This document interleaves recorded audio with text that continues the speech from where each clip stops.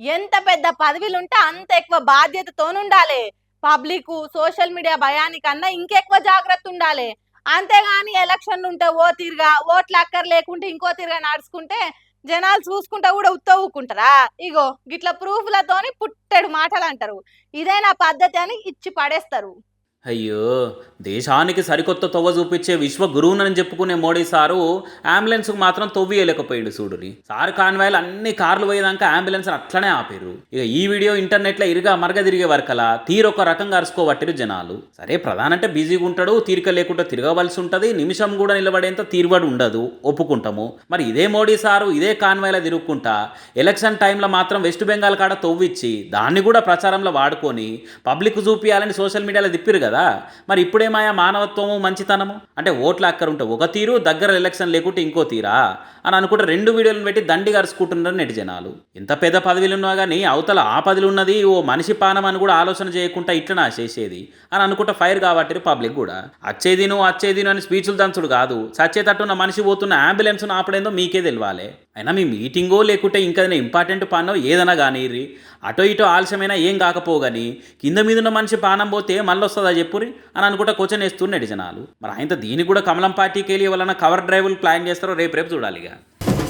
ఇంతకు ముందు సర్కార్ పెట్టిన కంటి వెలుగు పథకం పత్తాకు లేదు. కేసీఆర్ కిట్ జాడా లేదు. రైతు భరోసా 2-3 సార్లు బందాయే. రైతు బీమాకు అసలు దిక్కే లేదు. దళిత బంధు పథకం ఏమైందో ఎవరికి తెలియదు. ఇక ఇప్పుడు కళ్యాణ లక్ష్మి, షాది ముబారక్ పథకాల పేరెత్తకుండా అయ్యేటట్టే ఉన్నదని పబ్లిక్ అంతా పరిశాన్ అవుతున్నారు.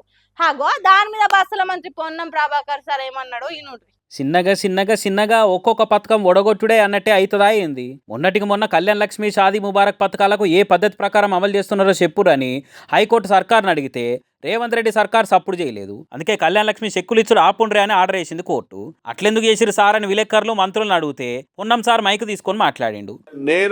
నేను ముందు మీకు చెప్పినప్పుడు మీరు చాలా స్పష్టంగా చెప్పిన మా అధికారులు గాని SC ST BC minority welfare కు సంబంధించిన వాళ్ళు గాని లేదా న్యాయపరంగా ఈ శాఖలను సమన్వయం చేయాల్సినటువంటి అక్కడ ఉన్నటువంటి బాధ్యులు గాని ఎవరి లోపం అనేది గౌరవ ప్రభుత్వం తరఫున దాన్ని విచారణ చేసి అందుకు బాధ్యులైన చర్యలు తీసుకుంటామని స్పష్టంగా చెప్తా ఉన్నా. ఇనరా సర్కార్ ఆఫీసర్లు తప్పు చేసిరో, వకీల్ సాబులు తప్పు చేసిరో తెలుసుకొని వాళ్ళ మీద చర్యలు తీసుకుంటారట. ఇప్పుడు చర్యలు తీసుకునే బదులు కోర్టు అడిగినప్పుడే ఆఫీసర్లకు ఆర్డర్ ఎందుకు వేయలేదు? ఒకవేళ వేసిర్రే అనుకో, వాళ్ళు కోర్టుకు కౌంటర్ దాఖలు చేసిరా చేయలేదా అనేది చూసుకోవాల్సింది కూడా సర్కార్ నడుపుతున్న మంత్రులే కదా. అదెందుకు చేయలేదు అంటే దీన్ని బట్టి చూస్తే మంత్రులు చెప్పినా కూడా పనిచేయని ఆఫీసర్లు ఉన్నారా ప్రభుత్వంలో? ఇక ముఖ్యమంత్రి మాటలకు మంత్రుల మాటలకు విలువేమున్నట్టు అని అడుగుతున్నారు తెలంగాణ పబ్లిక్. అయినా బీఆర్ఎస్ సర్కార్ ఉన్నప్పుడు రాని చట్టబద్ధత కళ్యాణ లక్ష్మి పథకానికి ఇప్పుడే ఎందుకు అక్కడికి వచ్చింది? ఈ పథకాన్ని లేకుండా చేస్తానికి కొంతమందితో కోర్టుల కేసు వేయించిరని సోషల్ మీడియాలో కామెంట్లు పెడుతున్నారు కొంతమంది. కోర్టు పెట్టిన టైం వరకు సర్కార్ సమాధానం చెప్పకుంటుండి ఆఖరికి పథకాన్ని నిలిపేయరని హైకోర్టు ఆర్డర్ ఇచ్చేటట్టు చేసింది కూడా సర్కారే అని అంటున్నారు